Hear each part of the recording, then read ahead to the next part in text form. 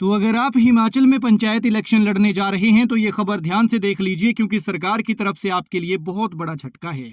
ये झटका खास तौर पर महिलाओं के लिए है। कल से नॉमिनेशन है और नॉमिनेशन से ठीक 24 घंटे पहले बहुत बड़ा फैसला आया है, खासकर बहुओं के लिए जो चुनाव लड़ना चाहती हैं। वो बहुएं जिनके ससुराल में सास ससुर या दादा दादी ने सरकारी जमीन पर अतिक्रमण किया है, तो वो पंचायत चुनाव नहीं लड़ पाएंगी। नामांकन प्रक्रिया कल से शुरू है और इससे एक दिन पहले राज्यपाल कविंद्र गुप्ता ने हिमाचल में पंचायत राज अधिनियम में संशोधन को मंजूरी दे दी है। इससे पहले क्या होता था कि वो बहुएं चुनाव लड़ सकती थी। पंचायती राज एक्ट 1994 की धारा 122 में परिवार की परिभाषा में दादा दादी, माता पिता, पति पत्नी, बेटा बेटी और अनमैरिड बेटी का जिक्र था, लेकिन बहू का कहीं कोई उल्लेख नहीं था। इस वजह से बहू चुनाव लड़ने के योग्य थी, लेकिन अब ऐसा नहीं होगा।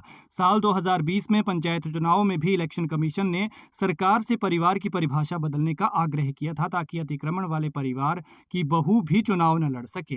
लेकिन उस दौरान कोरोना और कम समय के कारण परिवार की परिभाषा को नहीं बदला जा सका। इस बार सरकार ने एक्ट की धारा 122 में संशोधन करके परिवार की परिभाषा को बदल डाला है और अब अतिक्रमण करने वाले परिवार की बहू भी पंचायत चुनाव लड़ने को अपात्र हो गई है। यानी अगर आपके ससुराल में अतिक्रमण हुआ है, ससुराल ने अतिक्रमण किया है, सास ससुर या दादा दादी ने सरकारी जमीन पर कब्जा किया है, तो आप बहू हैं, बेटी हैं, तो आप चुनाव लड़ नहीं सकते। बहुओं के लिए संशोधन हुआ है। हिमाचल की 3758 पंचायतों में कल से नामांकन प्रक्रिया शुरू हो रही है और इसके लिए 7, 8 और 11 मई को नामांकन भरे जाएंगे। ऐसे में नॉमिनेशन से एक दिन पहले संशोधन विधेयक को मंजूरी ने उन महिलाओं यानी बहुओं को झटका दे दिया है जो चुनाव लड़ने की तैयारी कर रही थी। तो क्या आप हिमाचल प्रदेश में गांव की सरकार बनाने जा रहे हैं, उस सरकार के प्रतिनिधि बनने जा रहे हैं, यानी आप पंचायत चुनाव लड़ने वाले हैं या फिर नहीं? और सरकार का यह फैसला आपको कैसा लगा, कमेंट में जरूर बताएं।